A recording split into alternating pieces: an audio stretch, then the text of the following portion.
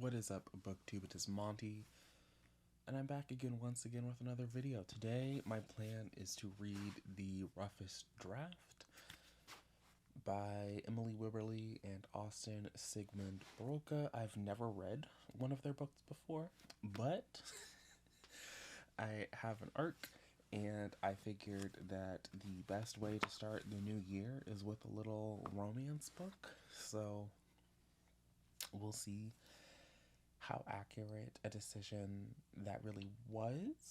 So I think I'm going to go back to what I was doing before.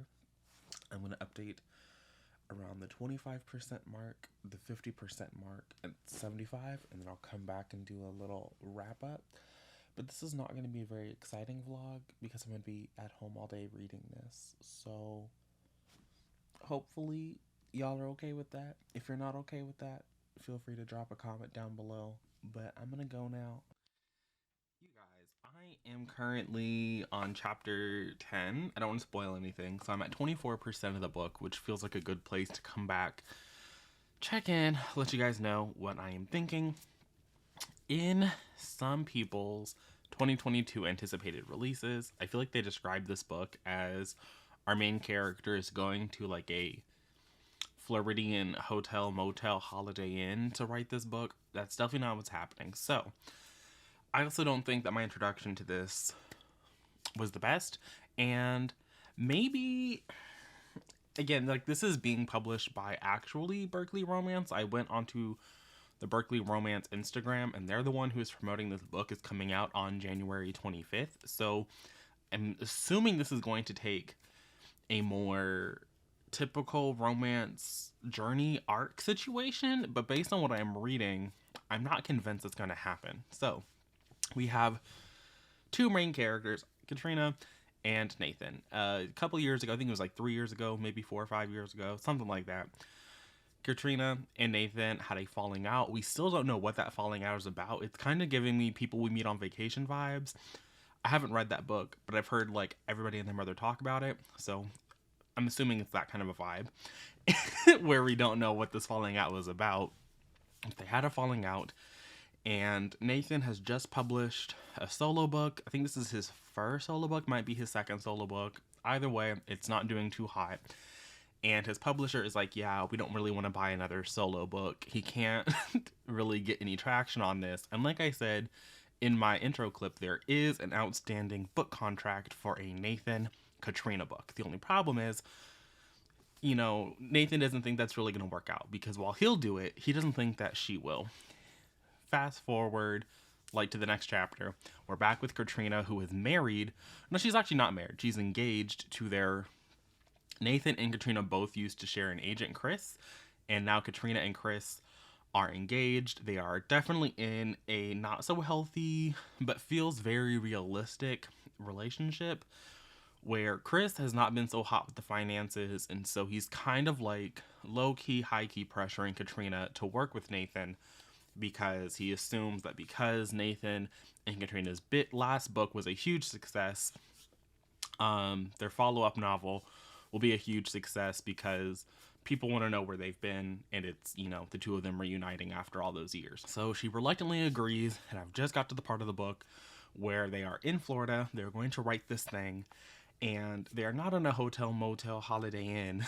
Instead, for Chris and Katrina's first anniversary, he bought her a house in Florida, because part of Nathan and Katrina's processes was they would go on these writing retreats. They wrote their first book together at like cafes and at each other's apartments on a brief trip to Italy. And then their second book, which was the one that blew up and became so successful, they wrote in this house in Florida.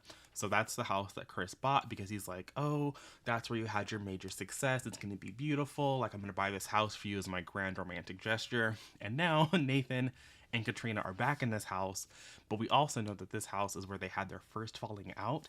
And I'm eating this up. I wasn't particularly excited to read any of Emily Henry's adult books. I don't know what it was, because I did enjoy the book that she wrote with Brittany Cavallaro, Hello Girls. I thought that was an amazing book. I think that was one of my favorite books of 2019. But her adult books, I was just like, I don't know. But if this is the kind of vibe I'm gonna get, I think I'm gonna eat them up, because so far this is a 4.5 5-star read. Katrina and Nathan have a very messy dynamic there. Like, you can feel I don't want to say animosity, but you can feel that these are people who definitely have a history together, who definitely know the kind of buttons to push and prod and, poke at to get a rise out of the other. And then to do this through, them writing a book, it's so good. The only reason that I'm a little bit nervous is I don't know how much of a romance this is going to be, because part of the pitch that seems to be mirrored in their realities is this discussion of a breakup being just as passionate and intimate as, falling in love. And I don't know. There's also, like, I feel very heavy hints that, like, maybe there was a romance there, but there are just as many hints that, like, no, Nathan was faithful to his wife, because the entire time he knew Katrina, at first he was engaged and then he got married, and they haven't really spoken really since Nathan got divorced. So, like, I don't think there was a past romance, but and I don't know if there's going to be a future romance, which is why I'm, like, a little confused. And the only negative I can think of that's going to happen with this book is that it's going to be romance readers going in because they think they're going to get a romance, and it's not a romance. It's giving, women's fiction, which I eat up. Women's fiction is my bag. Pass them over here, please. But I don't know. So I'm going to go. I have been watching some reading sprints. I'm going to continue watching my reading sprints. I'm going to curl up because it is fucking cold. It is 7 degrees here. So I'm going to stay warm. I'm going to keep reading, and I'll check back in when I've hit around the 50% mark. I feel like this is not the most flattering angle, but let's not have that come into the shot. It's just going to be what it's going to be. I have read, I don't know why I keep grabbing this like I can show you anything, but 50% of this book now. And here's the thing. I'm still not convinced it's going to be a romance. We have learned that kind of what we know that in the past, Katrina was definitely in love with Nathan when Nathan was engaged. No, at this point in the relationship, he was already married to his now ex-wife. And that's part of what drove them apart at some point. And I don't believe it. We are definitely getting flashbacks to the last time they were in this house in Florida.